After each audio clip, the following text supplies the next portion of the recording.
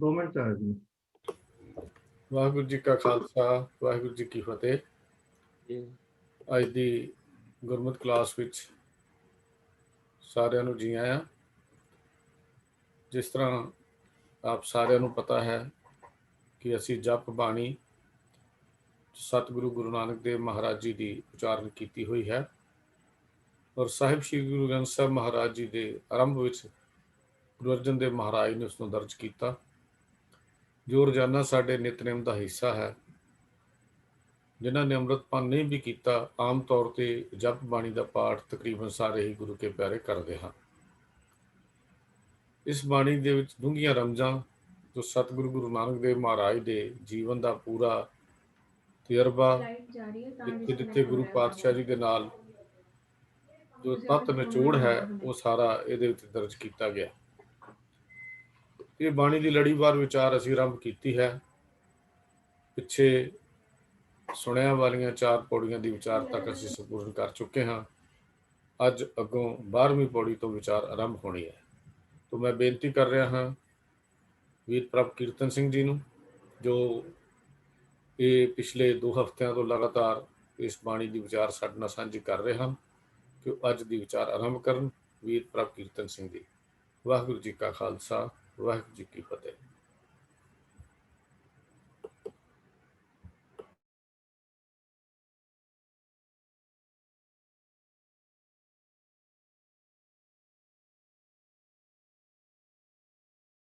ਵਾਹਿਗੁਰੂ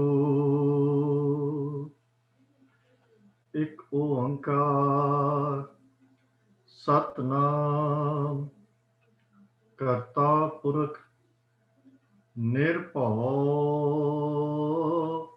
ਨਿਰਵੈਰ ਅਕਾਲ ਮੂਰਤ ਅਜੂਨੀ ਸੈਭੰ ਗੁਰ ਪ੍ਰਸਾਦ।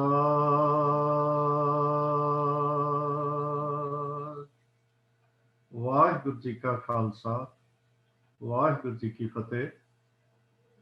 ਗੁਰੂ ਪਿਆਰਿਓ, ਜਿਵੇਂ ਕਿ ਆਪਾਂ ਸਾਰੇ ਇਸ ਜਿਹੜੀ ਬੜੀ ਅਗਾਧ ਬੋਧ ਬਾਣੀ ਹੈ, ਜਿਹਦੀ ਪੂਰੀ ਵਿਆਖਿਆ ਕਦੀ ਵੀ ਕੋਈ ਕਰ ਨਹੀਂ ਪਾਏਗਾ ਜਪਜੀ ਸਾਹਿਬ ਦੀ, ਕਿਉਂਕਿ ਇਹਦੀ ਡੈਪਥ ਬਹੁਤ ਹੈ ਵਿਚਾਰਾਂ ਦੀ ਔਰ ਬ੍ਰੈਵਿਟੀ ਬਹੁਤ ਹੈ।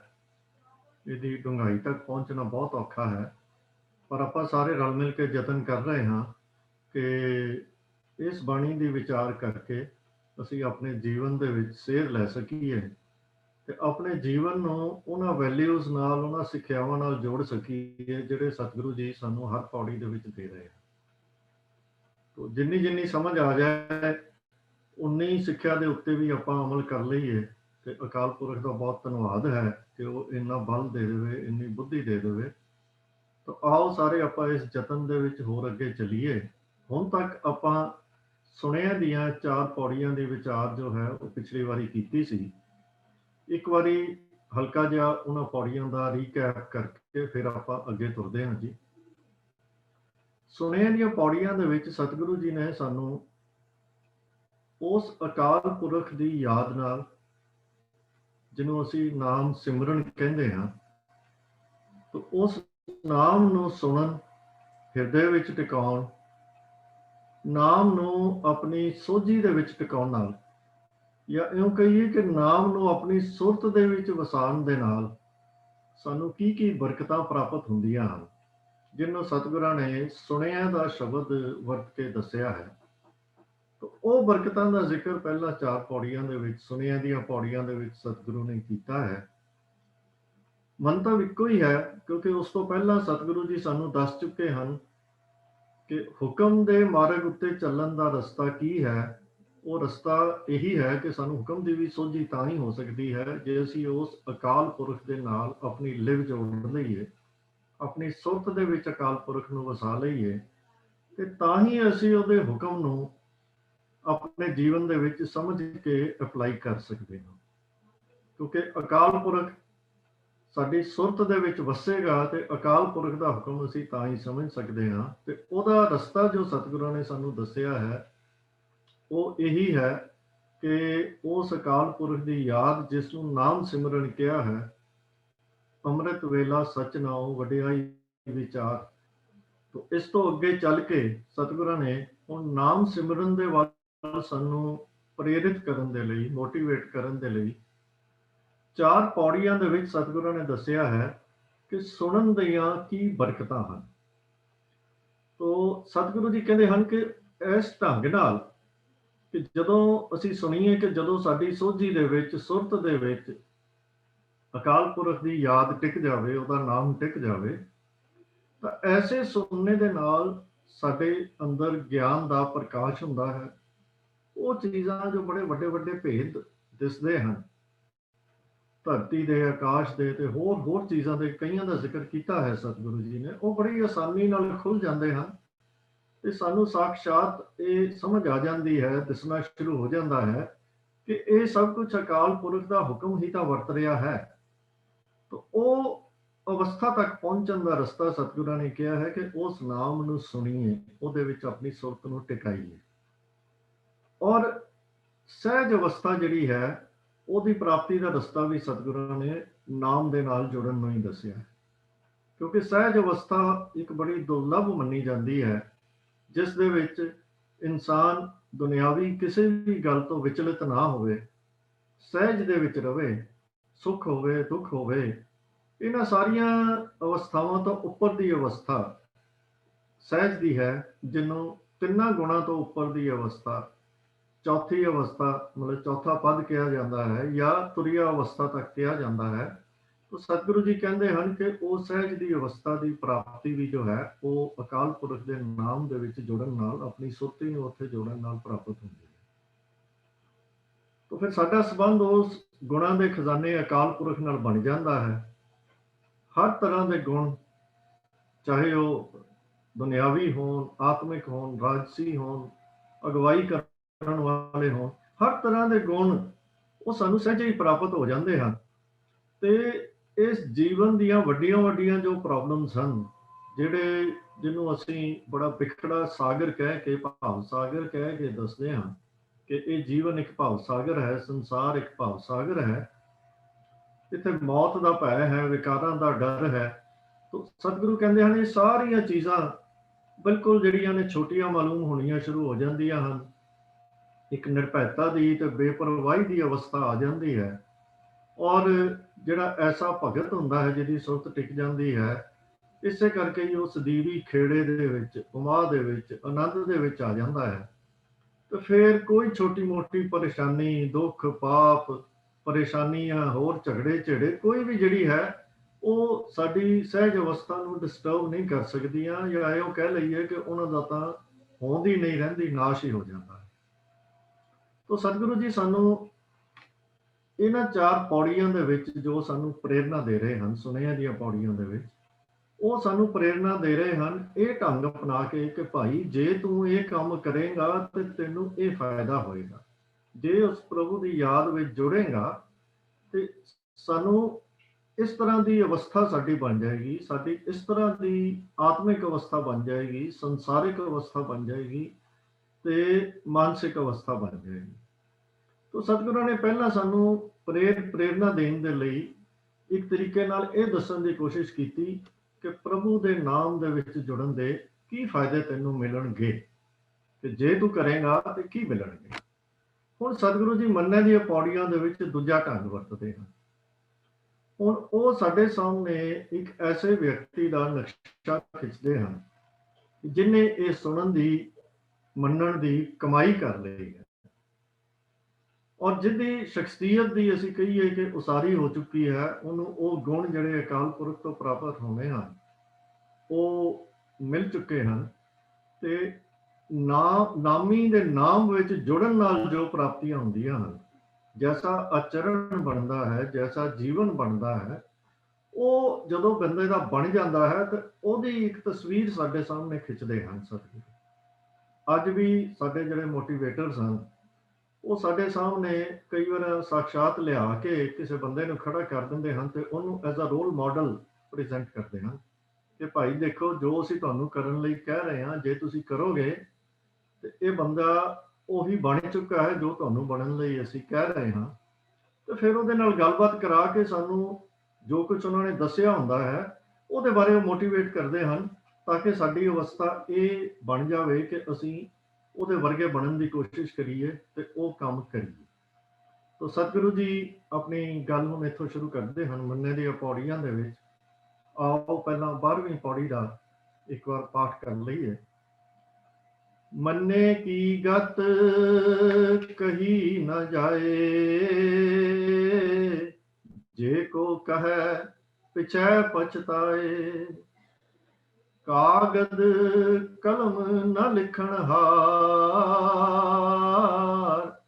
ਮੰਨੇ ਕਾ ਬਹਿ ਕਰਣ ਵਿਚਾਰ। ਐਸਾ ਨਾਮ ਨਿਰੰਜਨ ਹੋਏ, ਜੇ ਕੋ ਮਨ ਜਾਣੈ ਮਨ ਕੋਏ। ਆਓ ਸਭ ਤੋਂ ਪਹਿਲਾਂ ਇਹਨਾਂ ਦੇ ਅਖਰੀ ਅਰਥ ਕਰ ਲਈਏ। ਮੰਨੇ ਜੋ ਇੱਕ ਲਾਂ ਦੇ ਨਾਲ ਕਿਹਾ ਹੈ, ਇੱਥੇ ਇੱਕ ਐਸੇ ਵਿਅਕਤੀ ਦੀ ਗੱਲ ਸਤਿਗੁਰੂ ਸਾਡੇ ਨਾਲ ਕਰ ਰਹੇ ਹਨ ਜਿਨੇ ਮੰਨ ਲਿਆ ਹੈ, ਭਾਵ ਸਤਿਗੁਰੂ ਦੀ ਸਿੱਖਿਆ ਨੂੰ ਮੰਨ ਲਿਆ ਹੈ, ਉਸ ਨਾਮ ਨੂੰ ਮੰਨ ਲਿਆ ਹੈ। ਉਸ ਦੇ ਮਨ ਦੇ ਵਿੱਚ ਅਕਾਲ ਪੁਰਖ ਦੀ ਯਾਦ ਟਿਕ ਗਈ ਹੈ, ਅਕਾਲ ਪੁਰਖ ਦੀ ਯਾਦ ਦਾ ਭਰੋਸਾ ਵੱਜ ਗਿਆ ਹੈ ਔਰ ਉਹਦੀ ਲਗਨ ਲੱਗ ਚੁੱਕੀ ਹੈ ਉਸ ਅਕਾਲ ਪੁਰਖ ਦੇ ਨਾਲ। ਗਤ ਦਾ ਅਰਥ ਹੈ ਹਾਲਤ ਜਾਂ ਅਵਸਥਾ, ਜਿਵੇਂ ਹਿੰਦੀ 'ਚ ਵੀ ਅਸੀਂ ਸ਼ਬਦ ਵਰਤਦੇ ਹਾਂ ਗਤੀ। ਤੋ ਗਤ ਦਾ ਅਰਥ ਹੈ ਕਿ ਉਹਦੀ ਅਵਸਥਾ। ਮੰਨੇ ਕੀ ਗਤ, ਇੱਕ ਐਸੇ ਵਿਅਕਤੀ ਜੋ ਨਾਮ ਦੇ ਵਿੱਚ ਆਪਣੀ ਸੁਰਤ ਨੂੰ ਟਿਕਾ ਚੁੱਕਾ ਹੈ, ਉਹਦੀ ਅਵਸਥਾ। ਕਹੀ ਨਾ ਜਾਏ, ਭਾਵ ਇਹਨੂੰ ਕਿਹਾ ਨਹੀਂ ਜਾ ਸਕਦਾ, ਦੱਸਿਆ ਨਹੀਂ ਜਾ ਸਕਦਾ, ਇਹਦੇ ਬਾਰੇ ਵਿਆਖਿਆ ਨਹੀਂ ਕੀਤੀ ਜਾ ਸਕਦੀ।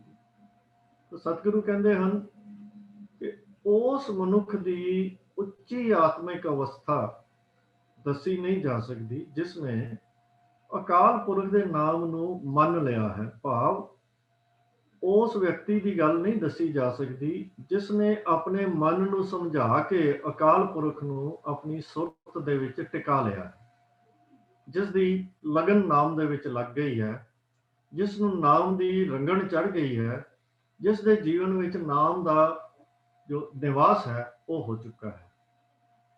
ਤਾਂ ਫਿਰ ਇਹ ਕਹੀ ਨਾ ਜਾਏ, ਭਾਵ ਇਹ ਕਹੀ ਨਹੀਂ ਜਾ ਸਕਦੀ, ਇਹਨੂੰ ਦੱਸਿਆ ਨਹੀਂ ਜਾ ਸਕਦਾ। ਜੇ ਕੋ ਕਹੈ ਪਿਛੈ ਪਛਤਾਏ, ਤੇ ਜੇ ਕੋਈ ਛੋਟੀ ਬੁੱਧ ਵਾਲਾ ਮੇਰੇ ਵਰਗਾ ਵਿਅਕਤੀ ਇਸ ਅਵਸਥਾ ਨੂੰ ਬਿਆਨ ਕਰਨ ਦੀ ਕੋਸ਼ਿਸ਼ ਕਰੇ, ਕਹੈ ਭਾਵ ਬਿਆਨ ਕਰੇ, ਦੱਸੇ, ਤਾਂ ਉਹ ਬਿਆਨ ਕਰ ਵੀ ਲਵੇ ਆਪਣੀ ਸਮਝ ਦੇ ਮੁਤਾਬਕ, ਕਿੰਨੇ ਵਿਸਥਾਰ ਦੇ ਵਿੱਚ ਕਿੰਨਾ ਵੱਡਾ ਕਰਕੇ ਬਿਆਨ ਵੀ ਕਿਉਂ ਨਾ ਕਰ ਲਵੇ, ਪਰ ਜਦੋਂ ਬਿਆਨ ਕਰ ਚੁੱਕਦਾ ਹੈ ਤਾਂ ਫਿਰ ਉਹਨੂੰ ਇਹ ਸਮਝ ਆਉਂਦੀ ਹੈ ਕਿ ਜੋ ਮੈਂ ਦੱਸਿਆ ਇਹ ਤਾਂ ਸ਼ਾਇਦ ਪਾਸਕੂ ਮਾਤਰ ਵੀ ਨਹੀਂ ਸੀ, ਇਹ ਤੇ ਉਹਦੀ ਅਵਸਥਾ ਦਾ ਤਿਲ ਮਾਤਰ ਵੀ ਨਹੀਂ ਸੀ। ਤਾਂ ਫਿਰ ਮਨ ਦੇ ਵਿੱਚ ਪਛਤਾਵਾ ਕਹਿ ਲਈਏ ਕਿ ਉਹਨੂੰ ਲੱਗਦਾ ਹੈ ਕਿ ਮੈਂ ਕਿਉਂ ਆਪਣੇ ਆਪ ਨੂੰ ਇਹੋ ਜਿਹਾ ਸਮਝਿਆ ਕਿ ਮੈਂ ਇਹ ਗੱਲ ਕਰ ਸਕਦਾ ਹਾਂ, ਕਿਉਂਕਿ ਇਹ ਇੱਕ ਹੋਛਾ ਜਿਹਾ ਯਤਨ ਹੈ। ਇੱਕ ਛੋਟਾ ਵਿਅਕਤੀ ਵੱਡੀ ਗੱਲ ਨੂੰ ਅਟੈਂਪਟ ਕਰੇ ਤਾਂ ਫਿਰ ਉਹਨੂੰ ਪਛਤਾਵਾ ਤਾਂ ਜ਼ਰੂਰ ਹੁੰਦਾ ਹੈ। ਤੋ ਸਤਿਗੁਰੂ ਕਹਿੰਦੇ ਹਨ ਕਿ ਜੇ ਕੋ ਕਹੈ ਪਿਛੈ ਪਛਤਾਏ।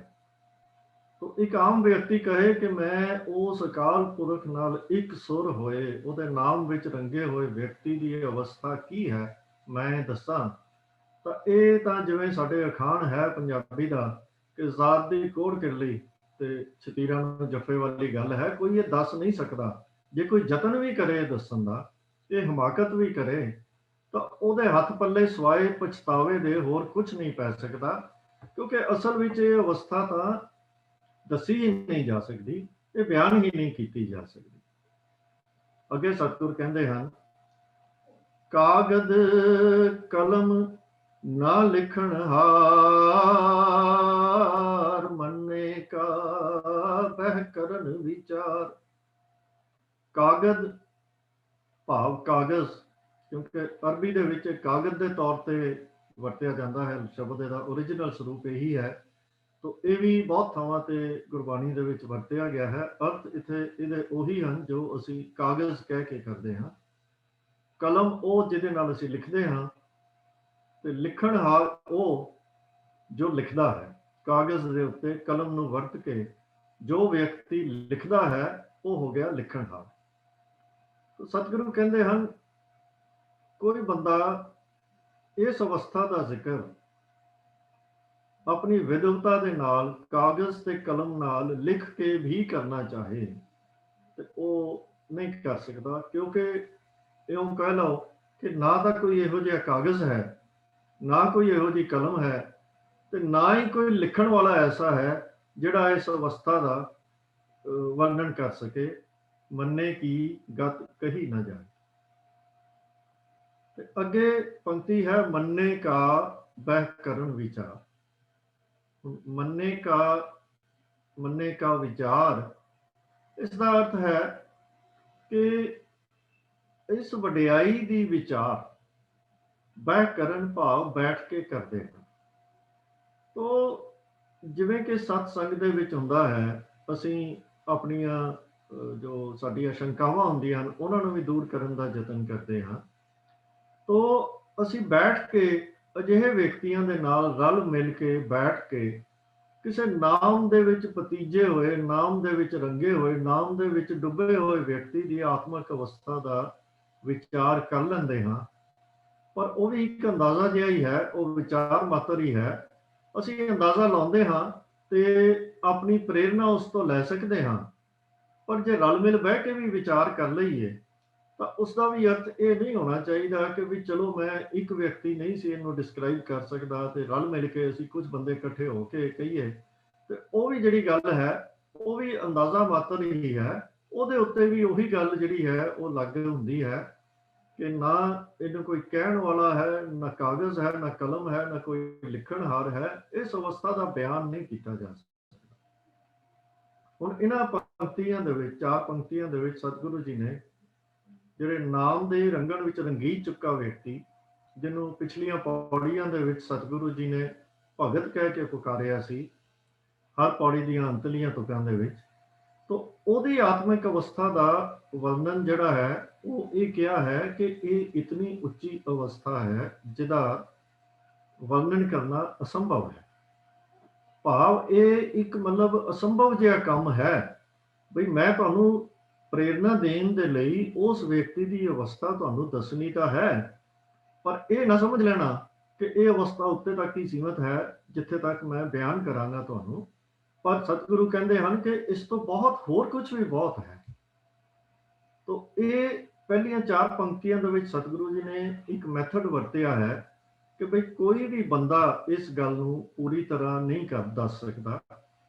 ਔਰ ਸਤਿਗੁਰਾਂ ਨੇ ਇਹ ਕਹਿਣ ਲੱਗਿਆ, ਇਹ ਨਹੀਂ ਕਿਹਾ ਕਿ ਮੈਂ ਦੱਸ ਸਕਦਾ ਤੇ ਤੁਸੀਂ ਨਹੀਂ ਦੱਸ ਸਕਦੇ। ਉਹ ਕਹਿੰਦੇ ਹਨ ਕਿ ਇਹ ਅਵਸਥਾ ਹੀ ਐਸੀ ਹੈ ਜਿਹਦਾ ਮਤਲਬ ਬਿਆਨ ਕੀਤਾ ਹੀ ਨਹੀਂ ਜਾ ਸਕਦਾ, ਕਿਉਂਕਿ 2 ਗੱਲਾਂ ਨੇ, ਇੱਕ ਤਾਂ ਇਹ ਅਵਸਥਾ ਬਹੁਤ ਉੱਚੀ ਹੈ, ਇਹਦਾ ਬਿਆਨ ਕਰਨਾ ਹੀ ਮੁਸ਼ਕਲ ਹੈ, ਤੇ ਦੂਜਾ ਕਾਰਨ ਇਹ ਹੈ ਕਿ ਜਿਹੜੇ ਸ਼ਬਦ ਹਨ ਉਹ ਉਹਨਾਂ ਦੇ ਵਿੱਚ ਇੰਨੀ ਪਾਇਆ, ਇੰਨਾ ਜ਼ੋਰ, ਇੰਨੀ ਸਮਰੱਥਾ ਨਹੀਂ ਹੈ ਕਿ ਉਹ ਇਹ ਵਡਿਆਈ ਨੂੰ ਬਿਆਨ ਕਰ ਸਕਣ।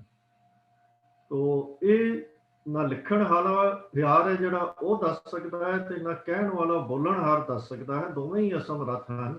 ਗੁਰਬਾਣੀ ਵਿੱਚ ਜਿਵੇਂ ਇੱਕ ਥਾਂ ਤੇ ਹੋਰ ਵੀ ਆਉਂਦਾ ਹੈ ਕਿ ਕਬੀਰ ਚਰਨ ਕਮਲ ਕੀ ਮੌਜ ਕੋ ਕਹਿ ਕੈਸੇ ਉਨਮਾਨ, ਕਹਿਬੇ ਕੋ ਸ਼ੋਭਾ ਨਹੀਂ ਦੇਖਾ ਹੀ ਪਰਵਾਨ। ਵੀ ਇਹ ਤਾਂ ਦੇਖਣ ਵਾਲੀ ਗੱਲ ਹੈ, ਐਕਸਪੀਰੀਅੰਸ ਕਰਨ ਵਾਲੀ ਗੱਲ ਹੈ, ਇਹਨੂੰ ਮਾਣਨ ਵਾਲੀ ਗੱਲ ਤਾਂ ਹੋ ਸਕਦੀ ਹੈ, ਪਰ ਇਹ ਵਰਣਨ ਕਰਨ ਵਾਲੀ ਗੱਲ ਨਹੀਂ ਹੈ। ਇਹਨੂੰ ਕਿਹਾ ਨਹੀਂ ਜਾ ਸਕਦਾ, ਕਿਉਂਕਿ ਇਹਦਾ ਅਸੀਂ ਜਦੋਂ ਵੀ ਅਸੀਂ ਕੋਈ ਗੱਲ ਦਾ ਦੱਸਣਾ ਹੁੰਦਾ ਹੈ ਤੇ ਉਹਦਾ ਅਸੀਂ ਸਾਨੂੰ ਕੋਈ ਦੱਸਣਾ ਪਏਗਾ ਵੀ ਇਹਦੇ ਕੰਪੈਰੀਟਿਵ ਅਵਸਥਾ ਕੀ ਹੈ, ਤੇ ਉਹ ਤਾਂ ਕੋਈ ਹੈ ਨਹੀਂ। ਤਾਂ ਸਾਡੇ ਲਈ ਉਹ ਸਮਝ ਦੇ ਵਿੱਚ ਕੋਈ ਵੀ ਸ਼ਬਦ ਪੂਰਾ ਨਹੀਂ ਪਏਗਾ। ਤਾਂ ਸਤਿਗੁਰੂ ਜੀ ਬੇਸਿਕਲੀ ਸਾਨੂੰ ਕਹਿ ਰਹੇ ਹਨ ਕਿ ਜਿਸ ਤਰ੍ਹਾਂ ਉਹ ਅਕਾਲ ਪੁਰਖ ਕਥ ਹੈ, ਉਹਦੀਆਂ ਵਡਿਆਈਆਂ, ਉਹਦੀਆਂ ਵਡੱਪਨ ਦਾ ਅਸੀਂ ਬਿਆਨ ਨਹੀਂ ਕਰ ਸਕਦੇ। ਇਸੇ ਤਰ੍ਹਾਂ ਹੀ ਉਹਦੇ ਨਾਲ ਜੁੜੇ ਹੋਏ ਵਿਅਕਤੀ ਦੀ ਜਿਹੜੀ ਅਵਸਥਾ ਹੈ ਉਹ ਵੀ ਜਿਹੜੀ ਹੈ ਉਹ ਸਾਡੇ ਬਿਆਨ ਤੋਂ ਬਾਹਰ ਹੈ। ਅੱਗੇ ਸਤਿਗੁਰੂ ਆਖਰੀ ਪੰਕਤੀਆਂ ਵਿੱਚ ਇਸ ਪੌੜੀ ਦੀਆਂ ਵਿੱਚ ਕਹਿ ਰਹੇ ਹਨ, ਐਸਾ ਨਾਮ ਨਿਰੰਜਨ ਹੋਏ ਜੇ ਕੋ ਮਨ ਜਾਣੈ ਮਨ ਕੋਈ। ਹੁਣ ਇਹ ਉੱਪਰਲੀਆਂ 4 ਪੰਕਤੀਆਂ ਵਿੱਚ ਵੀ ਸਤਿਗੁਰੂ ਜੀ ਨੇ ਸਾਨੂੰ ਜੋ ਅਵਸਥਾ ਦੱਸੀ ਹੈ, ਭਾਵੇਂ ਉਹਨਾਂ ਨੇ ਕਿਹਾ ਤਾਂ ਇਹ ਹੈ ਕਿ ਇਹ ਇੱਕ ਨਾਮ ਦੇ ਨਾਲ ਜੁੜੇ ਹੋਏ ਵਿਅਕਤੀ ਦੀ ਅਵਸਥਾ ਹੈ, ਇਹਨੂੰ ਅਸੀਂ ਉਸ ਵਿਅਕਤੀ ਦੀ ਵਡਿਆਈ ਦੇ ਤੌਰ ਤੇ ਵੀ ਲੈ ਸਕਦੇ ਹਾਂ। ਪਰ ਸਤਿਗੁਰੂ ਸਾਨੂੰ ਫੇਰ ਇੱਕ ਵਾਰੀ ਯਾਦ ਦਿਲਾ ਰਹੇ ਹਨ ਕਿ ਅਸਲ ਵਿੱਚ ਇਹ ਵਡਿਆਈ ਉਸ ਵਿਅਕਤੀ ਦੀ ਨਹੀਂ ਹੈ। ਇਹ ਜਿਹੜੀ ਵਡਿਆਈ ਹੈ ਉਸ ਨਾਮ ਦੀ ਹੈ ਜਿਹਦੇ ਵਿੱਚ ਉਹ ਜੁੜਿਆ ਹੋਇਆ ਹੈ, ਕਿਉਂਕਿ ਉਹਦੀ ਅਵਸਥਾ ਬਣੀ ਹੀ ਨਾਮ ਕਰਕੇ ਹੈ। ਤੋ ਸਤਿਗੁਰੂ ਕਹਿੰਦੇ ਹਨ ਕਿ ਐਸਾ ਨਾਮ, ਐਸਾ ਭਾਵ, ਅਜਿਹਾ ਭਾਵ ਜਿਸ ਦੀ ਬਰਕਤ ਨਾਲ ਉੱਪਰ ਲਿਖੀਆਂ 4 ਪੰਕਤੀਆਂ ਦੇ ਵਿੱਚ ਜੋ ਅਵਸਥਾ ਬਣੀ ਹੈ, ਐਸਾ ਨਾਮ, ਅਜਿਹਾ ਨਾਮ ਨਿਰੰਜਨ ਹੋਏ। ਇਹ ਨਿਰੰਜਨ ਹੈ। ਨਿਰੰਜਨ ਭਾਵ, ਅੰਜਨ ਦਾ ਅਰਥ ਹੈ ਕਾਲਕ, ਜਿਹਨੂੰ ਅਸੀਂ ਆਮ ਤੌਰ ਤੇ ਮਾਇਆ ਦੇ ਵਾਸਤੇ ਵਰਤਦੇ ਹਾਂ, ਤੇ ਮਾਇਆ ਦੇ 3 ਗੁਣ ਮੰਨੇ ਗਏ ਹਨ। ਤੋ ਇਹ ਸਾਡੇ ਭਾਰਤੀ ਪਰੰਪਰਾ ਦੇ ਵਿੱਚ ਇਉਂ ਹੀ ਚੱਲਦਾ ਆ ਰਿਹਾ ਕਿ ਇਹਦੇ 3 ਗੁਣ ਮੰਨੇ ਜਾਂਦੇ ਹਨ। ਤੋ ਸਤਿਗੁਰੂ ਕਹਿੰਦੇ ਹਨ ਕਿ ਇਹ ਜੋ ਅਕਾਲ ਪੁਰਖ ਦਾ ਨਾਮ ਹੈ, ਉਹ 3 ਗੁਣਾਂ ਤੋਂ ਪਰੇ ਦੀ ਚੀਜ਼ ਹੈ, ਬਹੁਤ ਵੱਡੀ ਚੀਜ਼ ਹੈ, ਜੋ ਦੁਨਿਆਵੀ ਢੰਗ ਦੇ ਨਾਲ ਡਿਸਕ੍ਰਾਈਬ ਨਹੀਂ ਹੋ ਸਕਦੀ। ਇਹ ਬਹੁਤ ਉੱਚਾ ਹੈ, ਮਾਇਆ ਤੋਂ ਪਰੇ ਹੈ, ਮਾਇਆ ਦੇ ਪ੍ਰਭਾਵ ਤੋਂ ਪਰੇ ਹੈ। ਪਰ ਇਹਦੀ ਜਿਹੜੀ ਸਾਨੂੰ ਸੋਝੀ ਹੈ, ਇਹਦੀ ਸਮਝ ਹੈ, ਉਹ ਕਿਸ ਤਰ੍ਹਾਂ ਪ੍ਰਾਪਤ ਹੋਵੇ। ਜੇ ਅਸੀਂ ਡਿਸਕ੍ਰਾਈਬ ਹੀ ਨਹੀਂ ਕਰ ਸਕਦੇ, ਨਾਮ ਨੂੰ ਮੰਨਣ ਵਾਲੇ ਦੀ ਅਵਸਥਾ ਵੀ ਨਹੀਂ ਡਿਸਕ੍ਰਾਈਬ ਕਰ ਸਕਦੇ, ਤਾਂ ਅਸੀਂ ਨਾਮ ਦੇ ਬਾਰੇ ਕਿਵੇਂ ਦੱਸ ਸਕਦੇ ਹਾਂ, ਜਾਂ ਦਿਮਾਗੀ ਤੌਰ ਤੇ ਸ਼ਬਦਾਂ ਦੇ ਰਾਹੀਂ ਅਸੀਂ ਸਮਝ ਕਿਵੇਂ ਸਕਦੇ ਹਾਂ। ਤੇ ਸਤਿਗੁਰੂ ਕਹਿੰਦੇ ਹਨ ਕਿ ਨਹੀਂ, ਜੇ ਕੋ ਮਨ ਜਾਣੈ ਮਨ ਕੋਈ।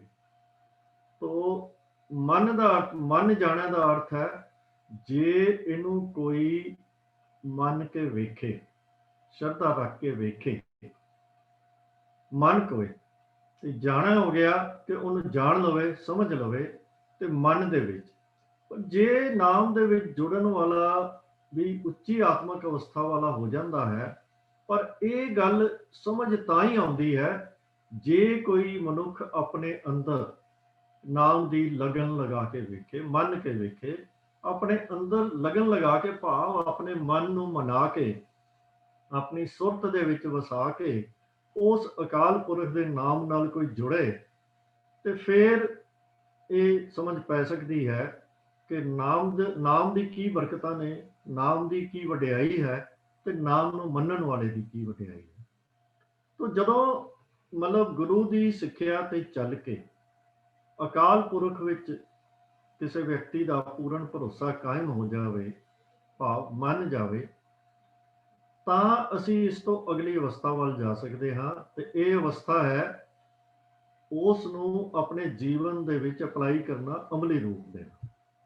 ਤਾਂ ਮਨ ਜਾਣ ਦਾ ਅਰਥ ਹੀ ਇਹ ਹੈ ਕਿ ਜਦੋਂ ਅਸੀਂ ਆਪਣੇ ਮਨ ਨੂੰ ਸਮਝਾ ਲਿਆ, ਤਾਂ ਇੱਕ ਸੁਤੇ ਹੀ, ਕੁਦਰਤੀ ਹੀ ਅਗਲਾ ਸਟੈਪ ਹੈ ਕਿ ਉਹ ਸਾਡੇ ਜੀਵਨ ਦਾ ਅੰਗ ਬਣ ਗਿਆ, ਉਹ ਸਾਡੀ ਪ੍ਰੈਕਟੀਕਲ ਲਾਈਫ ਦੇ ਵਿੱਚੋਂ ਫਿਰ ਦਿਸਣਾ ਸ਼ੁਰੂ ਹੋ ਜਾਵੇ। ਮੰਨਿਆ ਤੇ ਤਾਂ ਹੀ ਹੈ।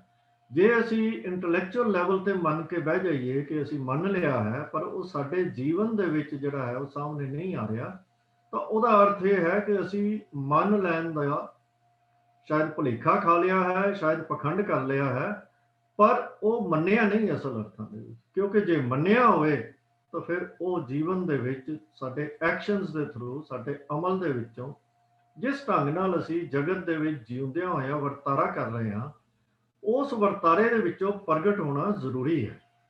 ਤਾਂ ਜਦ ਤੱਕ ਅਮਲੀ ਰੂਪ ਨਹੀਂ ਆਉਂਦਾ, ਉਦੋਂ ਤੱਕ ਸਾਨੂੰ ਇਹ ਮੰਨ ਲੈਣਾ ਚਾਹੀਦਾ ਹੈ, ਇਹ ਸਮਝ ਲੈਣਾ ਚਾਹੀਦਾ ਹੈ ਕਿ ਹਾਲੇ ਅਸੀਂ ਸਹੀ ਅਰਥਾਂ ਦੇ ਵਿੱਚ ਮੰਨੇ ਨਹੀਂ। ਤਾਂ ਜਦੋਂ ਅਮਲੀ ਜੀਵਨ ਦੇ ਵਿੱਚ ਜਾਂਦੇ ਹਾਂ, ਉਹ ਇੱਕ ਨਾਮ ਦੇ ਵਿੱਚ ਜੁੜੀ ਹੋਈ ਜੋ ਰੂਹ ਹੈ, ਜਾਂ ਜਿਸ ਵਿਅਕਤੀ ਨੇ ਨਾਮ ਨੂੰ ਮੰਨ ਲਿਆ ਹੈ, ਤੇ ਉਸ ਵਿਅਕਤੀ ਦਾ ਜੀਵਨ, ਤੇ ਦੂਜਾ ਵਿਅਕਤੀ ਅਸੀਂ ਉਹ ਦੇਖ ਲਈਏ ਜਿਹੜਾ ਨਾਮ ਨਾਲੋਂ ਟੁੱਟਿਆ ਹੋਇਆ ਹੈ, ਤਾਂ ਇਹਨਾਂ ਦੋਵਾਂ ਦੇ ਜੀਵਨ ਵਿੱਚ ਜੋ ਫਰਕ ਹੁੰਦਾ ਹੈ, ਬਸ ਉਹੀ ਫਰਕ ਹੈ ਇੱਕ ਮੰਨੇ ਹੋਏ ਦੀ ਅਵਸਥਾ ਦਾ ਤੇ ਨਾ ਮੰਨੇ ਦੀ ਅਵਸਥਾ ਦਾ। ਤਾਂ ਇਹ ਗੱਲ ਜਿਹੜੀ ਹੈ ਕਿ ਉਹ ਅਵਸਥਾ ਕੀ ਹੈ ਜਿਹਨੇ ਮੰਨਿਆ ਹੈ, ਉਹ ਅਵਸਥਾ ਦੀ ਸੋਝੀ ਡਿਵੈਲਪ ਕਰਨਾ, ਸਮਝ ਡਿਵੈਲਪ ਕਰਨਾ, ਇਸ ਗੱਲ ਦੀ ਸਮਝ ਆ ਜਾਣਾ, ਇਹ ਤਾਂ ਉਦੋਂ ਹੀ ਪ੍ਰਾਪਤ ਹੋਏਗੀ ਜਦੋਂ ਅਸੀਂ ਖੁਦ ਆਪਣੇ ਮਨ ਨੂੰ ਸਮਝਾ ਕੇ ਨਾਮ ਨੂੰ ਆਪਣੇ ਜੀਵਨ ਦਾ ਅੰਗ ਬਣਾ ਲਵਾਂਗੇ।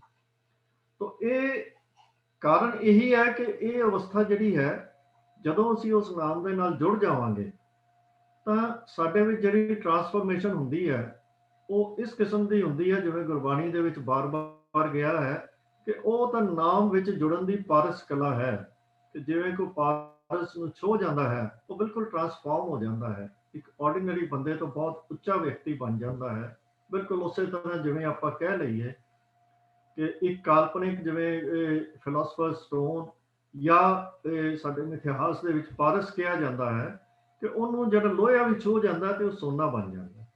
ਬਸ ਇਹ ਨਾਮ ਉਹੀ ਉਸੇ ਤਰ੍ਹਾਂ ਦੀ ਬਰਕਤ ਰੱਖਦਾ ਹੈ, ਉਸੇ ਤਰ੍ਹਾਂ ਦੀ ਇਹਦੀ ਕਲਾ ਹੈ ਕਿ ਜਿਹੜਾ ਨਾਮ ਦੇ ਨਾਲ ਜੁੜ ਜਾਂਦਾ ਹੈ ਤੇ ਉਹ ਜਿਹੜਾ ਛੋਹ ਜਾਂਦਾ ਹੈ ਉਹਦੇ ਵਿੱਚ ਫਿਰ ਉਹਦੀ ਅਵਸਥਾ ਦੇ ਵਿੱਚ ਬਿਲਕੁਲ ਬਦਲਾਅ ਆ ਜਾਂਦਾ ਹੈ। ਉਹਦਾ ਹਰ ਤਰੀਕੇ ਨਾਲ, ਅਸੀਂ ਸੰਸਾਰਿਕ ਜੀਵਨ ਕਹੀਏ, ਆਤਮਿਕ ਜੀਵਨ ਕਹੀਏ ਜਾਂ ਵਿਹਾਰਕ ਜੀਵਨ ਕਹੀਏ, ਜੀਵਨ ਦੇ ਹਰ ਅੰਗ ਦੇ ਵਿੱਚ ਉਹ ਨਾਮ ਦੀ ਕਲਾ ਜਿਹੜੀ ਹੈ ਉਹ ਵਰਤਦੀ, ਉਹ ਦਿਸਦੀ ਹੈ।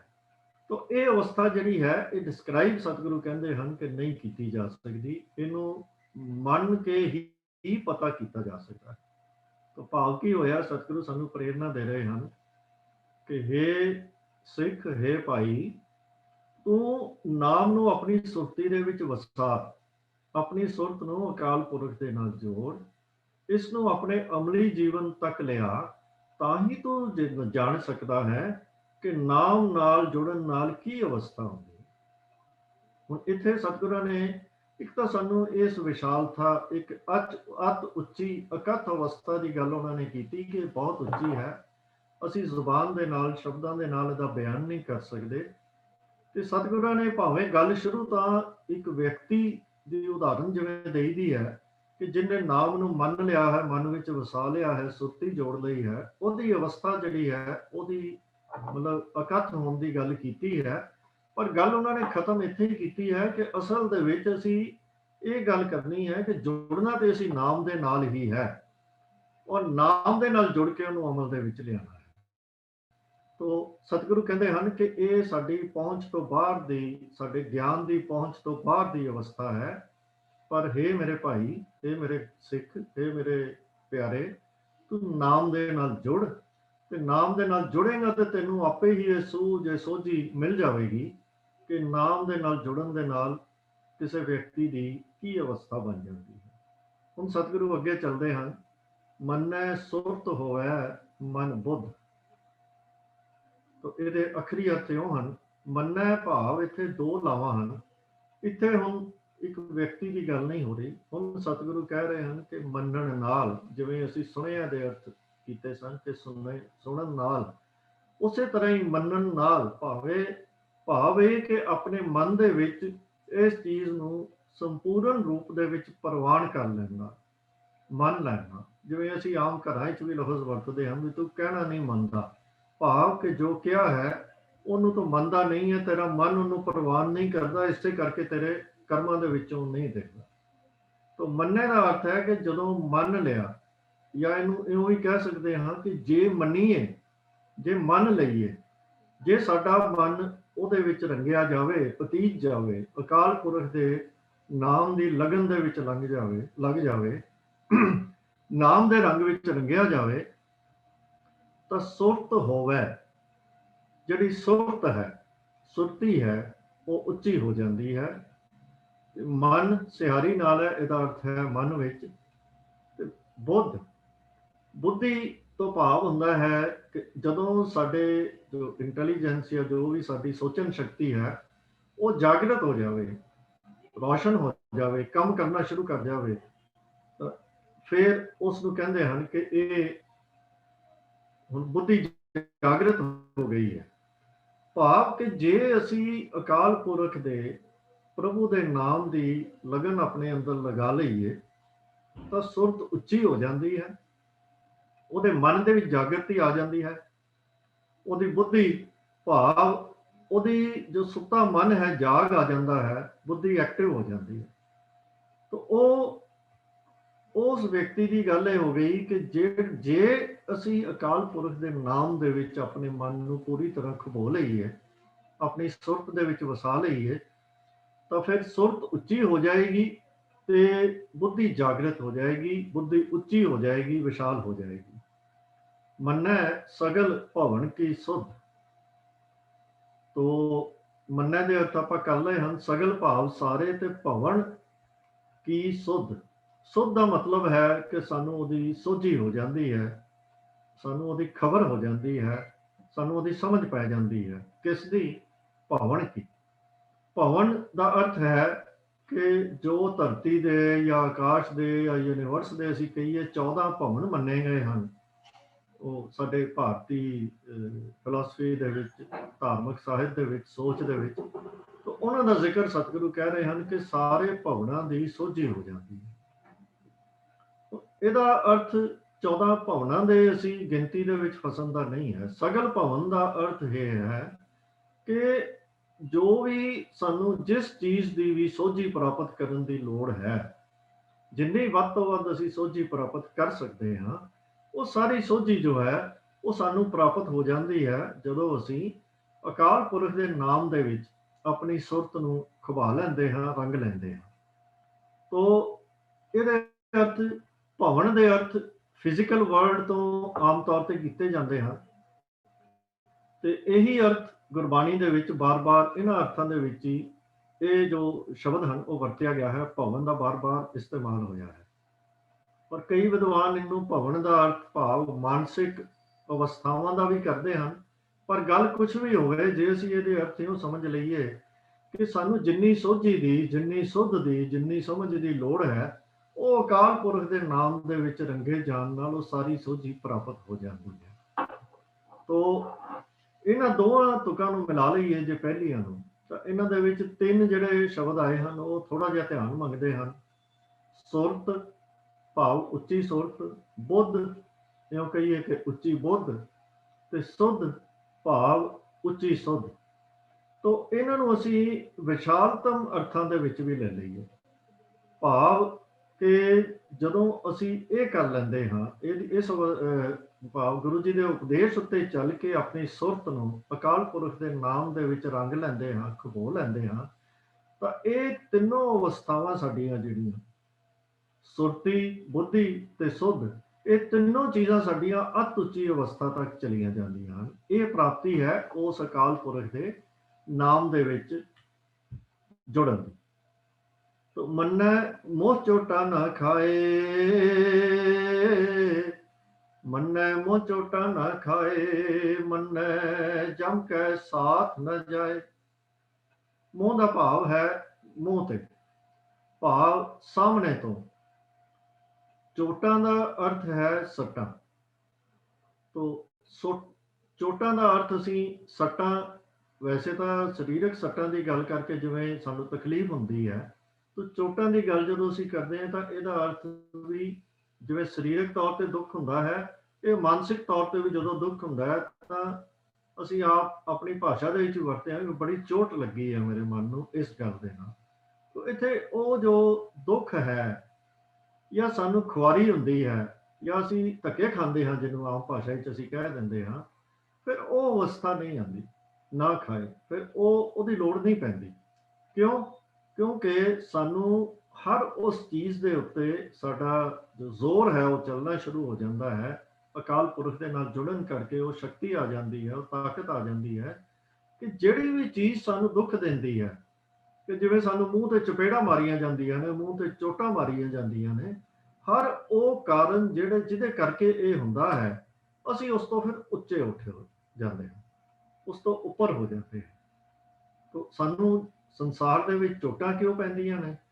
ਇਹਦੇ ਤਾਂ 2 ਹੀ ਕਾਰਨ ਹਨ। ਪਹਿਲਾ ਤਾਂ ਇਹ ਹੈ ਕਿ ਅਸੀਂ ਆਪਣੀ ਬੁੱਧੀ ਦੀ ਸਹੀ ਵਰਤੋਂ ਨਹੀਂ ਕਰਦੇ, ਵਿਵੇਕ ਬੁੱਧ ਦੀ ਵਰਤੋਂ ਨਹੀਂ ਕਰਦੇ ਅਸੀਂ। ਤੇ ਜਾਂ ਫਿਰ ਦੂਜਾ ਕਾਰਨ ਇਹ ਹੁੰਦਾ ਹੈ ਕਿ ਜੇ ਅਸੀਂ ਆਪਣੇ ਜੋ 5 ਵਿਕਾਰ ਹਨ ਉਹਨਾਂ ਦੇ ਅਸਰ ਹੇਠ ਕੋਈ ਜੀਵਨ ਦੇ ਵਿੱਚ ਕੰਮ ਕਰ ਲੈਂਦੇ ਹਾਂ, ਡਿਸੀਜ਼ਨ ਲੈ ਲੈਂਦੇ ਹਾਂ, ਕਦੀ ਗੁੱਸੇ 'ਚ ਆ ਕੇ, ਕਦੀ ਲਾਲਚ ਵਿੱਚ ਆ ਕੇ, ਕਦੀ ਮੋਹ ਵਿੱਚ ਆ ਕੇ, ਤਾਂ ਕਾਮ, ਕ੍ਰੋਧ, ਲੋਭ, ਮੋਹ, ਅੰਧਾਰ ਦੇ, ਹੰਕਾਰ ਦੇ ਜਿਹੜੇ ਕੰਟਰੋਲ ਦੇ ਵਿੱਚ ਐਕਸ਼ਨ ਅਸੀਂ ਲੈਂਦੇ ਹਾਂ, ਤੇ ਉਹਨਾਂ ਦੇ ਨਾਲ ਅੰਤ ਉੱਤੇ ਸਾਡੀ ਖੁਆਰੀ ਹੁੰਦੀ ਹੈ। ਤਾਂ ਸਤਿਗੁਰੂ ਕਹਿੰਦੇ ਹਨ ਕਿ ਇਸ ਤੋਂ ਪਹਿਲੀਆਂ ਪੰਕਤੀਆਂ ਦੇ ਵਿੱਚ ਸਤਿਗੁਰਾਂ ਨੇ ਸਾਨੂੰ ਬੁੱਧ ਦਾ ਵੀ ਤੇ ਸੁਰਤੀ ਵੀ ਇਹਨਾਂ 5 ਵਿਕਾਰਾਂ ਤੋਂ ਉੱਚੀ ਹੋਣ ਦੀ ਗੱਲ ਉਹਨਾਂ ਨੇ ਕਰ ਦਿੱਤੀ। ਤਾਂ ਫਿਰ ਚੋਟਾਂ ਦਾ ਕੋਈ ਕਾਰਨ ਬਾਕੀ ਨਹੀਂ ਬਚਦਾ, ਕਿਉਂਕਿ ਜਦੋਂ ਸਾਡੇ ਜੀਵਨ ਦੇ ਵਿੱਚ ਸਾਡੀ ਅਵਸਥਾ ਐਸੀ ਹੋ ਜਾਏਗੀ ਕਿ ਅਸੀਂ ਇਹਨਾਂ ਪ੍ਰੋਬਲਮਸ ਨੂੰ ਕ੍ਰੀਏਟ ਕਰਨ ਵਾਲੇ ਜਿਹੜੇ ਕਾਰਨ ਹਨ ਉਹਨਾਂ ਤੋਂ ਉੱਚੇ ਉੱਠ ਜਾਈਏ, ਤਾਂ ਫਿਰ ਇਹਨਾਂ ਕਾਰਨਾਂ ਤੋਂ ਜਿਹੜੀਆਂ ਤਕਲੀਫਾਂ ਪੈਦਾ ਹੁੰਦੀਆਂ ਹਨ ਉਹ ਵੀ ਆਟੋਮੈਟਿਕਲੀ ਸਾਨੂੰ ਨਹੀਂ ਹੋਣਗੀਆਂ, ਅਸੀਂ ਉਹਨਾਂ ਤੋਂ ਉੱਚੇ ਉੱਠ ਜਾਵਾਂਗੇ। ਮੰਨੈ ਜਮ ਕੈ ਸਾਥ ਨਾ ਜਾਏ। ਤੇ ਜੇ ਸਾਡੇ ਜੀਵਨ ਦੀ ਕਿਰਿਆ ਅਸੀਂ ਕੋਈ ਐਸੇ ਕੰਮ ਹੀ ਨਹੀਂ ਕਰਾਂਗੇ ਜਿਨ੍ਹਾਂ ਦੇ ਨਾਲ ਸਾਨੂੰ ਕੋਈ ਦੁੱਖ ਹੋਵੇ, ਤਕਲੀਫ ਹੋਵੇ, ਖੁਆਰੀ ਹੋਵੇ, ਜਾਂ ਸਾਨੂੰ ਪਛਤਾਵਾ ਹੋਵੇ ਕਿ ਮੈਂ ਇਹ ਕੰਮ ਕਿਉਂ ਕੀਤਾ, ਮੈਂ ਕਿਉਂ ਗਲਤੀ ਇਹ ਕੀਤੀ, ਤਾਂ ਭਾਵ ਇਹ ਹੈ ਕਿ ਅਸੀਂ ਜੀਵਨ ਉਸ ਢੰਗ ਨਾਲ ਜੀ ਰਹੇ ਹਾਂ ਕਿ ਅਸੀਂ ਆਪਣੇ ਜੀਵਨ ਦੀ ਜੋ ਮੰਜ਼ਿਲ ਹੈ ਉਹਦੇ ਵੱਲ ਸਿੱਧੇ ਬੇਪਰਵਾਹ ਵਿਗਾਸ ਦੇ ਵਿੱਚ ਬਿਨਾਂ ਕਿਸੇ ਰੋਕ ਟੋਕ ਦੇ ਅਸੀਂ ਤੁਰੇ ਜਾ ਰਹੇ ਹਾਂ। ਤਾਂ ਫਿਰ ਜਮ ਕੇ ਸਾਥ ਨਾ ਜਾਏ ਵਾਲੀ ਅਵਸਥਾ ਤੇ ਆ ਨਹੀਂ ਸਕਦੀ। ਇਸ ਪੰਕਤੀ ਦੇ ਜੋ ਅਰਥ ਹਨ ਕਿ ਐਸੇ ਵਿਅਕਤੀ ਦਾ ਜਿਸਨੇ ਨਾਮ ਨੂੰ ਮਨ ਦੇ ਵਿੱਚ ਵਸਾ ਲਿਆ ਹੈ, ਉਹਦੇ ਵਿੱਚ ਰੰਗੀ ਗਈ ਹੈ ਉਹਦੀ ਸੁਰਤੀ, ਐਸੇ ਵਿਅਕਤੀ ਦਾ ਕਦੀ ਜਮਾਂ ਦੇ ਨਾਲ ਵਾਹ ਨਹੀਂ ਪੈਂਦਾ, ਜਮਾਂ ਦੇ ਨਾਲ ਨਹੀਂ ਜਾਣਾ ਪੈਂਦਾ। ਭਾਵ ਇੱਥੇ ਜਮਾਂ ਦਾ ਭਾਵ ਸਾਨੂੰ ਲਿਟਰਲੀ ਜਿਹੜੇ ਜਮ ਸਾਨੂੰ ਦੱਸੇ ਜਾਂਦੇ ਹਨ ਕਿ ਇਸ ਤਰ੍ਹਾਂ ਦੀ ਸ਼ਕਲ ਹੈ ਤੇ ਇਸ ਤਰ੍ਹਾਂ ਉਹ ਆਉਂਦੇ ਹਨ ਤੇ ਇਹ ਕੰਮ ਕਰਦੇ ਹਨ, ਉਹਨਾਂ ਚੀਜ਼ਾਂ ਨੂੰ ਛੱਡ ਕੇ ਆਪਾਂ ਇਉਂ ਹੀ ਸਮਝੀਏ ਕਿ ਜਦੋਂ ਅਸੀਂ ਜਮ ਕੇ ਸਾਥ ਨਾ ਜਾਏ ਦਾ ਅਰਥ ਇਹ ਹੈ ਕਿ ਫਿਰ ਸਾਨੂੰ ਉਹ ਔਖੇ ਰਸਤੇ ਤੇ ਨਹੀਂ ਚੱਲਣਾ ਪੈਂਦਾ। ਕਿਹੜੇ ਰਸਤੇ ਤੇ? ਜਿਹਨੂੰ ਮੌਤ ਦਾ ਰਸਤਾ ਕਹਿੰਦੇ ਹਨ, ਆਤਮਿਕ ਮੌਤ ਦਾ ਰਸਤਾ ਕਹਿੰਦੇ ਹਨ, ਜਾਂ ਜਨਮ ਮਰਨ ਦਾ ਗੇੜ ਕਹਿੰਦੇ ਹਨ। ਕਿਉਂਕਿ ਜੇ ਅਸੀਂ ਆਤਮਿਕ ਤੌਰ ਤੇ ਜੀਵਤ ਨਹੀਂ ਹੋਏ ਤਾਂ ਫਿਰ ਜੰਮਣਾ ਮਰਨਾ ਤਾਂ ਪਏਗਾ। ਤਾਂ ਇਹ ਹੁੰਦਾ ਇਹ ਹੈ ਕਿ ਜਦੋਂ ਅਸੀਂ ਆਪਣੀ ਅਵਸਥਾ ਨਾਮ ਦੇ ਵਿੱਚ ਜੁੜ ਕੇ ਉੱਚੀ ਕਰਨ ਵਿੱਚ ਕਾਮਯਾਬ ਹੋ ਜਾਵਾਂਗੇ, ਤਾਂ ਫਿਰ ਨਾ ਤੇ ਸਾਨੂੰ ਦੁੱਖ ਧੱਕੇ ਤੇ ਖੁਆਰੀ ਹੋਏਗੀ ਤੇ ਨਾ ਹੀ ਸਾਨੂੰ ਜੀਵਨ ਦੇ ਬੇਕਾਰ ਜਾਣ ਦਾ, ਖੁਆਰ ਜੀਵਨ ਹੋਣ ਦਾ ਕੋਈ ਕਾਰਨ ਬਾਕੀ ਬਚੇਗਾ। ਫਿਰ ਮੰਨੈ ਜਮ ਕੇ ਸਾਥ ਨਾ ਜਾਏ, ਭਾਵ ਜਨਮ ਮਰਨ ਦੇ ਗੇੜ ਤੋਂ, ਮੌਤ ਦੇ ਡਰ ਤੋਂ, ਆਤਮਿਕ ਮੌਤ ਦੇ ਡਰ ਤੋਂ ਸਾਡਾ ਛੁਟਕਾਰਾ ਹੋ ਜਾਏਗਾ ਔਰ ਅਸੀਂ ਬਿਲਕੁਲ ਇਹਦੇ ਵਿੱਚੋਂ ਆਜ਼ਾਦ ਹੋ ਜਾਵਾਂਗੇ। ਬਿਲਕੁਲ ਵਿਕਾਸ ਦੀ ਅਵਸਥਾ ਜਿਵੇਂ ਪਹਿਲਾਂ ਸਤਿਗੁਰਾਂ ਨੇ ਬਿਆਨ ਕੀਤੀ ਹੈ 4 ਪੌੜੀਆਂ ਦੇ ਵਿੱਚ, ਤਾਂ ਉਹ ਅਵਸਥਾ ਆ ਜਾਏਗੀ ਕਿ ਸਾਡਾ ਜੀਵਨ ਕਦੀ ਅਜਾਈ ਜਾਣ ਦਾ ਰਿਸਕ ਜਿਹੜਾ ਹੈ ਉਹ ਖਤਮ ਹੋ ਜਾਵੇਗਾ। ਐਸਾ ਨਾਮ ਨਿਰੰਜਨ ਹੋਏ ਜੇ ਕੋ ਮਨ ਜਾਣੈ ਮਨ ਕੋ। ਇਹ ਪ੍ਰਤਾਪ ਹੈ ਉਸ ਅਕਾਲ ਪੁਰਖ ਦੇ ਨਾਮ ਦਾ ਤੇ ਨਾਮ ਦੇ ਵਿੱਚ ਜੁੜਨ ਦਾ, ਜੋ ਨਾਮ ਨਿਰੰਜਨ ਹੈ, ਭਾਵ ਇਹਨਾਂ ਤਿੰਨਾਂ ਗੁਣਾਂ ਤੋਂ ਉੱਪਰ ਹੈ, ਮਾਇਆ ਤੋਂ ਉੱਪਰ ਹੈ। ਮਾਇਆ ਉਹਦੇ ਉੱਤੇ ਕੋਈ ਅਸਰ ਨਹੀਂ ਕਰਦੀ ਕਿਉਂਕਿ ਮਾਇਆ ਤਾਂ ਉਸ ਅਕਾਲ ਪੁਰਖ ਦੀ ਹੀ ਬਣਾਈ ਹੋਈ ਹੈ। ਤਾਂ ਜੇ ਅਸੀਂ ਇਸ ਅਵਸਥਾ ਦੀ ਸਮਝ ਪ੍ਰਾਪਤ ਕਰਨੀ ਹੈ ਤਾਂ ਫਿਰ ਸਾਨੂੰ ਆਪਣੇ ਮਨ ਵਿੱਚ ਹਰੀ ਦੇ, ਵਾਹਿਗੁਰੂ ਦੇ ਨਾਮ ਦੀ ਲਗਨ ਪੈਦਾ ਕਰਨੀ ਪਵੇਗੀ। ਔਰ ਇਹਦੇ ਵਿੱਚ ਸਾਨੂੰ ਇਹ ਗੱਲ ਬਿਲਕੁਲ ਸਪਸ਼ਟ ਹੈ ਕਿ ਅਸੀਂ ਇਸ ਅਵਸਥਾ ਤੱਕ ਤਾਂ ਹੀ ਪਹੁੰਚ ਸਕਦੇ ਹਾਂ ਕਿ ਜਦੋਂ ਇਸ ਨਾਮ ਦੇ ਨਾਲ ਜੁੜ ਕੇ ਨਾਮ ਤੋਂ ਜੋ ਸਾਡੇ ਅੰਦਰ ਅਵਸਥਾ ਪੈਦਾ ਹੋਵੇ, ਉਹ ਸਾਡੇ ਅਮਲੀ ਜੀਵਨ ਵਿੱਚ ਜਦੋਂ ਝਾਕੀਆਂ ਮਾਰਨ ਲੱਗ ਪਵੇਗੀ, ਸਾਡੀ ਅਮਲੀ ਜੀਵਨ ਦੇ ਵਿੱਚ ਪ੍ਰਗਟ ਹੋ ਜਾਏਗੀ, ਤਾਂ ਅਸੀਂ ਕਹਿ ਸਕਦੇ ਹਾਂ ਕਿ ਅਸੀਂ ਨਾਮ ਦੇ ਨਾਲ ਆਪਣੇ ਮਨ ਨੂੰ ਮਨਾ ਲਿਆ ਹੈ। ਔਰ ਇਹਦੇ ਕਰਕੇ ਸਤਿਗੁਰੂ ਕਹਿੰਦੇ ਹਨ ਕਿ ਉਹ ਅਵਸਥਾ ਬਣ ਜਾਏਗੀ, ਫਿਰ ਤੈਨੂੰ ਸਮਝ ਉਦੋਂ ਹੀ ਲੱਗੇਗੀ ਕਿ ਇਹ ਕਿੱਡੀ ਉੱਚੀ ਅਵਸਥਾ ਹੈ। ਕੋਈ ਵੀ ਵਿਅਕਤੀ ਤੈਨੂੰ ਸ਼ਬਦਾਂ ਦੇ ਰਾਹੀਂ ਲਿਖ ਕੇ, ਬੋਲ ਕੇ, ਕਿਸੇ ਵੀ ਢੰਗ ਦੇ ਨਾਲ ਤੈਨੂੰ ਸਮਝਾ ਨਹੀਂ ਸਕਦਾ ਕਿ ਇਹ ਕਿੱਡੀ ਅਵਸਥਾ ਹੈ। ਜੇ ਇਹਦੇ ਬਾਰੇ ਜਾਣਨਾ ਹੈ, ਜੇ ਇਹਦੇ ਬਾਰੇ ਸਮਝਣਾ ਹੈ, ਤਾਂ ਉਹਦਾ ਇੱਕੋ ਹੀ ਰਸਤਾ ਹੈ ਕਿ ਭਾਈ ਇਸ ਅਵਸਥਾ ਨੂੰ ਪ੍ਰਾਪਤ ਕਰ, ਇਸ ਅਵਸਥਾ ਤੱਕ ਪਹੁੰਚ। ਤਾਂ ਸਤਿਗੁਰੂ ਜੀ ਹੁਣ ਇਹਨਾਂ 2 ਪੌੜੀਆਂ ਦੇ ਵਿੱਚ ਸਾਡੇ ਨਾਲ ਜਿਹੜੀਆਂ ਗੱਲਾਂ ਕਰ ਰਹੇ ਹਨ, ਸਾਨੂੰ ਨਾਮ ਦੀਆਂ ਬਰਕਤਾਂ ਅਸੀਂ ਕਹੀਏ ਕਿ ਦੱਸ ਰਹੇ ਹਨ ਕਿ ਸੁਰਤ, ਬੁੱਧ ਤੇ ਸੁਧ, ਇਹ ਤਿੰਨਾਂ ਚੀਜ਼ਾਂ ਨੂੰ ਸਤਿਗੁਰੂ ਕਹਿੰਦੇ ਹਨ ਕਿ ਅਤ ਉੱਚੀ ਅਵਸਥਾ ਦੇ ਵਿੱਚ ਲੈ ਜਾਏਗੀ। ਪਹੁੰਚ ਜਾਵਾਂਗੇ, ਨਾ ਸਾਨੂੰ ਕਿਸੇ ਵੀ ਕਿਸਮ ਦੇ ਦੁੱਖਾਂ ਦਾ, ਖੁਆਰੀ ਦਾ ਸਾਹਮਣਾ ਕਰਨਾ ਪਵੇਗਾ ਤੇ ਨਾ ਹੀ ਸਾਨੂੰ ਆਤਮਿਕ ਮੌਤ ਦਾ ਡਰ ਰਹੇਗਾ। ਔਰ ਇਹ ਇਸ ਕਰਕੇ ਹੋਏਗਾ ਕਿਉਂਕਿ ਸਾਡੀ ਸੋਝੀ, ਸਾਡੀ ਸੁੱਧ ਜੋ ਹੈ ਉਹ ਇੰਨੀ ਵਿਸ਼ਾਲ ਹੋ ਜਾਏਗੀ, ਇੰਨੀ ਗਿਆਨ ਹੋ ਜਾਏ, ਇੰਨੀ ਗਿਆਨਵਾਨ ਹੋ ਜਾਏਗੀ ਕਿ ਅਸੀਂ ਇਹੋ ਜਿਹੇ ਕੋਈ ਗਲਤੀਆਂ ਕਰਨ ਦੀ ਅਵਸਥਾ ਤੋਂ, ਇਹੋ ਜਿਹੀ ਖੁਆਰੀ ਵਾਲੇ ਕੰਮ ਕਰਨ ਦੀ ਅਵਸਥਾ ਤੋਂ ਉੱਚੇ ਉੱਠ ਜਾਵਾਂਗੇ। ਔਰ ਸਾਡੇ ਕੋਲ ਜੋ ਗਿਆਨ ਹੈ, ਸਤਿਗੁਰੂ ਕਹਿੰਦੇ ਹਨ ਕਿ ਇਤਨਾ ਉੱਚਾ ਹੋ ਜਾਏਗਾ ਕਿ ਸਾਨੂੰ ਜਿਸ ਜਿਸ ਚੀਜ਼ ਦੀ ਸਮਝ ਹੋਣ ਦੀ ਲੋੜ ਹੈ ਇੱਕ ਸਫਲ ਜੀਵਨ ਬਤੀਤ ਕਰਨ ਦੇ ਲਈ, ਸਗਲ ਭਵਨ ਕੀ ਭਾਵ, ਸਾਨੂੰ ਜਿਸ ਕਿਸਮ ਦੇ ਵੀ ਗਿਆਨ ਦੀ ਸਾਨੂੰ ਸੋਝੀ ਹੈ, ਉਹ ਸਾਡਾ ਗਿਆਨ ਇੰਨਾ ਵਿਸ਼ਾਲ ਹੋ ਜਾਏਗਾ, ਸਾਡੀ ਦੇਖਣ ਦੀ ਨਜ਼ਰ ਇੰਨੀ ਵਿਸ਼ਾਲ ਹੋ ਜਾਏਗੀ ਕਿ ਅਸੀਂ ਕਿਸੇ ਛੋਟੇ ਮੋਟੇ ਕਾਰਨ ਕਰਕੇ ਕੋਈ ਐਸਾ ਕੰਮ ਨਹੀਂ ਕਰ ਸਕਦੇ, ਕਿਉਂਕਿ ਸਾਡੀ ਸੁੱਧ ਹੀ, ਸਾਡੀ ਬੁੱਧੀ ਹੀ ਇੰਨੀ ਵਿਸ਼ਾਲ ਹੋ ਜਾਏਗੀ, ਇੰਨੀ ਸਮਝਦਾਰ ਹੋ ਜਾਏਗੀ ਕਿ ਅਸੀਂ ਇਹ ਜੋ ਗੁਨਾਹ ਕਰਦੇ ਹਾਂ, ਅਸੀਂ ਜੋ ਪਾਪ ਕਰਦੇ ਹਾਂ ਆਮ ਭਾਸ਼ਾ ਦੇ ਵਿੱਚ, ਜਾਂ ਜੋ ਗਲਤੀਆਂ ਕਰਦੇ ਹਾਂ ਆਪਣੇ ਜੀਵਨ ਦੇ ਵਿੱਚ, ਅਸੀਂ ਉਹਨਾਂ ਤੋਂ ਉੱਚੇ ਉੱਠ ਜਾਵਾਂਗੇ ਔਰ ਫਿਰ ਸਾਡਾ ਜੀਵਨ ਜੋ ਹੈ ਉਹ ਸਫਲ ਹੋ ਜਾਏਗਾ। ਪਰ ਇਹ ਸਾਰਾ ਕੁਝ ਹੋਏਗਾ ਤਾਂ ਹੀ ਜਦੋਂ ਅਸੀਂ ਆਪਣੇ ਆਪ ਨੂੰ ਉਸ ਨਾਮ ਦੇ ਨਾਲ ਜੋੜਾਂਗੇ, ਉਹਦੇ ਨਾਮ ਦੇ ਵਿੱਚ ਆਪਣੇ ਜੀਵਨ ਨੂੰ ਡੁਬੋ ਲਵਾਂਗੇ, ਸਾਡੀ ਪ੍ਰੈਕਟੀਕਲ ਲਾਈਫ ਦੇ ਵਿੱਚੋਂ ਸਾਰੀਆਂ ਗੱਲਾਂ ਨਿਕਲਣਗੀਆਂ ਜੋ ਨਾਮ ਦੀ ਅਵਸਥਾ ਦੇ ਵਿੱਚ ਆ ਕੇ, ਨਾਮ ਦੇ ਸਿਮਰਨ ਦੀ ਅਵਸਥਾ ਦੇ ਵਿੱਚ ਆ ਕੇ ਬਣਦੀਆਂ ਹਨ। ਔਰ ਇਹ ਵੀ ਇਹ ਮਤ ਸਮਝੋ ਕਿ ਇਹਨੂੰ ਕੋਈ ਸਾਨੂੰ ਸਮਝਾ ਸਕਦਾ ਹੈ, ਇਹ ਤੇ ਸਾਨੂੰ ਆਪ ਹੀ ਚੱਖਣੀ ਪਵੇਗੀ, ਆਪ ਹੀ ਮੰਨਣੀ ਪਵੇਗੀ, ਆਪਣੇ ਆਪ ਨੂੰ ਉਸ ਅਵਸਥਾ ਤੱਕ ਲਿਜਾਣਾ ਪਏਗਾ, ਫਿਰ ਹੀ ਅਸੀਂ ਪੂਰੀ ਸਮਝ ਪ੍ਰਾਪਤ ਕਰ ਸਕਦੇ ਹਾਂ। ਉਸ ਤੋਂ ਬਿਨਾਂ ਹੋਰ ਕੋਈ ਰਸਤਾ ਨਹੀਂ ਹੈ। ਤਾਂ ਸਤਿਗੁਰੂ ਇਹਨਾਂ ਦੋ ਪੌੜੀਆਂ ਦੇ ਵਿੱਚ ਸਾਨੂੰ ਫਿਰ ਨਾਮ ਦੇ ਨਾਲ, ਸਿਮਰਨ ਦੇ ਨਾਲ, ਉਸ ਅਕਾਲ ਪੁਰਖ ਦੀ ਯਾਦ ਦੇ ਨਾਲ ਜੁੜਨ ਦੀ ਇੱਕ ਦੂਜੇ ਢੰਗ ਦੇ ਨਾਲ ਪ੍ਰੇਰਨਾ ਕਰ ਰਹੇ ਹਨ ਕਿ ਭਾਈ, ਜੀਵਨ ਤੇਰਾ ਤਾਂ ਹੀ ਸਫਲ ਹੋ ਸਕਦਾ ਹੈ ਕਿ ਜੇ ਉਸ ਅਕਾਲ ਪੁਰਖ ਦੇ ਹੁਕਮ ਦਾ ਜੋ ਜੀਵਨ ਬਤੀਤ ਕਰੇ। ਹੁਕਮ ਦਾ ਜੀਵਨ ਬਤੀਤ ਕਰਨ ਦੇ ਲਈ ਉਸ ਅਕਾਲ ਪੁਰਖ ਦੀ ਯਾਦ ਨਾਲ ਜੁੜਨਾ ਪਏਗਾ, ਜਿਸ ਨੂੰ ਅਸੀਂ ਨਾਮ ਦੇ ਨਾਲ ਕਹਿੰਦੇ ਹਾਂ, ਸਿਮਰਨ ਦੀ ਗੱਲ ਕਰਦੇ ਹਾਂ, ਉਹਦੀ ਯਾਦ ਦੀ ਗੱਲ ਕਰਦੇ ਹਾਂ। ਜਦੋਂ ਅਸੀਂ ਉਹਦੀ ਯਾਦ ਦੇ ਵਿੱਚ ਜੁੜਾਂਗੇ, ਉਹਦੇ ਵਾਲੇ ਗੁਣ ਪ੍ਰਾਪਤ ਕਰਨੇ ਉਹਦੀ ਕਿਰਪਾ ਦੇ ਨਾਲ ਸਾਨੂੰ ਸ਼ੁਰੂ ਹੋਣਗੇ, ਤਾਂ ਸਾਨੂੰ ਹੁਕਮ ਦੀ ਸੋਝੀ ਵੀ ਦਿਨ ਬ ਦਿਨ ਵੱਧਦੀ ਜਾਏਗੀ ਤੇ ਸਾਡਾ ਜੀਵਨ ਹੁਕਮ ਦੇ ਮਾਰਗ ਉੱਤੇ ਚੱਲਣਾ ਸ਼ੁਰੂ ਹੋ ਜਾਏਗਾ। ਤੋ ਇੰਨੀ ਸੇਵਾ ਪ੍ਰਵਾਨ ਕਰਨੀ ਜੀ। ਭੁੱਲਾਂ ਤਾਂ ਬਹੁਤ ਹੋਈਆਂ ਹੋਣਗੀਆਂ, ਖਿਮਾ ਕਰ ਦੇਣਾ ਜੀ। ਵਾਹਿਗੁਰੂ ਜੀ ਕਾ ਖਾਲਸਾ, ਵਾਹਿਗੁਰੂ ਜੀ ਕੀ ਫਤਿਹ।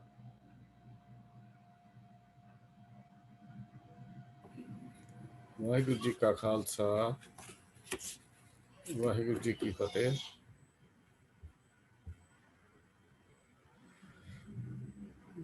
ਕੱਲ ਗੁਰੂ ਸਾਹਿਬ ਜੀ ਨੇ ਬੜੀ ਗਹਿਰੀਆਂ ਗੱਲਾਂ ਇਸ ਜਪ ਦੀ ਬਾਣੀ ਦੇ ਵਿੱਚ ਸਾਡੀ ਝੋਲੀ ਵਿੱਚ ਪਾਈਆਂ ਨੇ।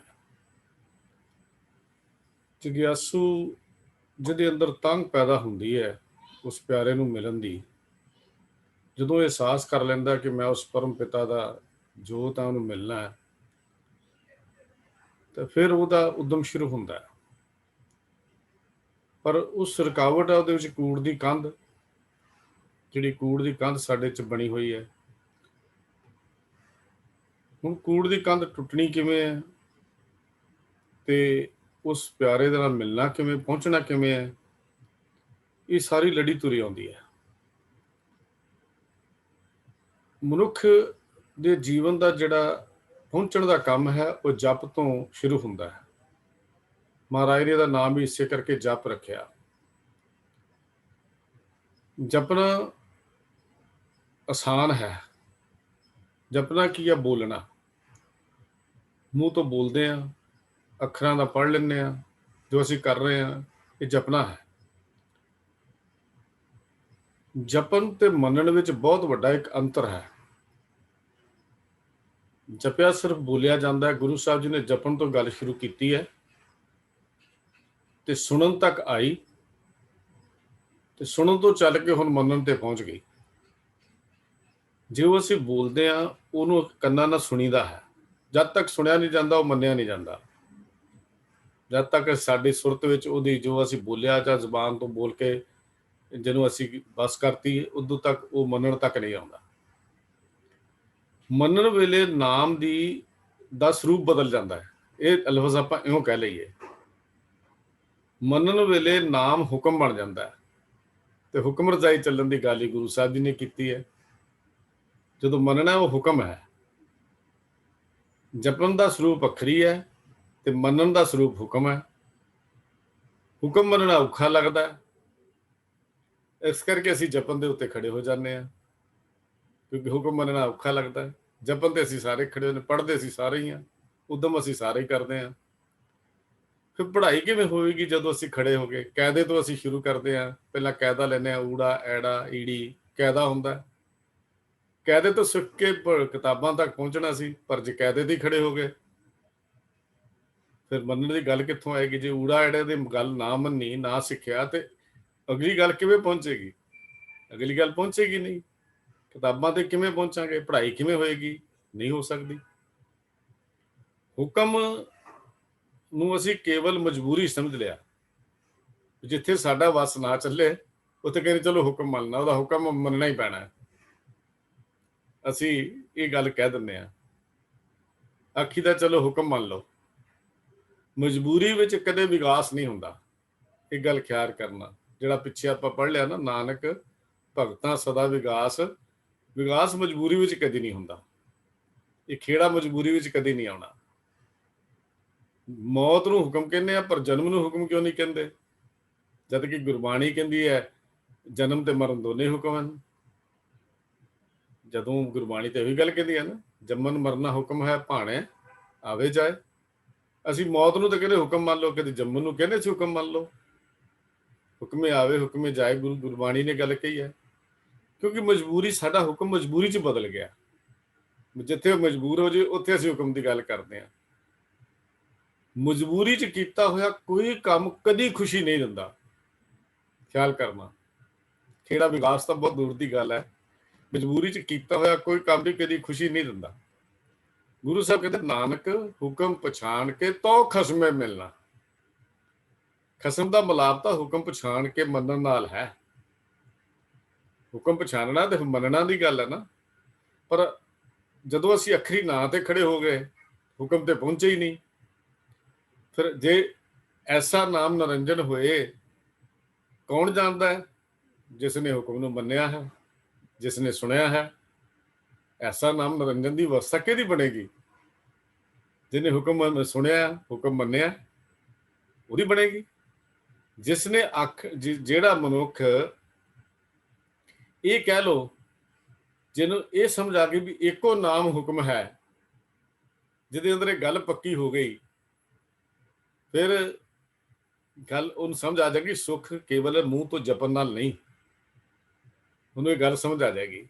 ਜਦੋਂ ਇੱਕੋ ਨਾਮ ਹੁਕਮ ਦੀ ਗੱਲ ਸਮਝ ਆ ਗਈ ਨਾ, ਫਿਰ ਉਹਨੂੰ ਇਹ ਵੀ ਸਮਝ ਆ ਜਾਏਗੀ ਕਿ ਸੁੱਖ ਜਪਣ ਤੇ ਖੜੋਤ ਵਿੱਚ ਨਹੀਂ ਹੈ, ਸੁੱਖ ਮੰਨ ਕੇ ਹੈ।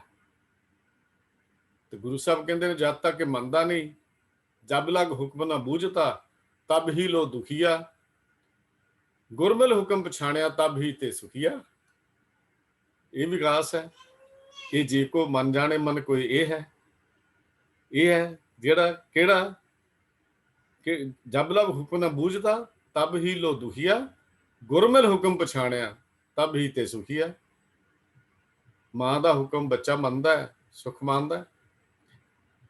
ਜਿਸ ਨੇ ਆਪਣੀ ਬਾਲ ਬੁੱਧ ਕਰਕੇ ਹੁਕਮ ਨੂੰ ਮੰਨ ਲਿਆ, ਬਾਲ ਬੁੱਧ, ਮੈਂ ਫਿਰ ਬੇਨਤੀ ਕਰਦੇ ਹਾਂ ਕਿ ਬਾਲ ਵਿੱਚ ਚਲਾਕੀ ਨਹੀਂ ਹੁੰਦੀ।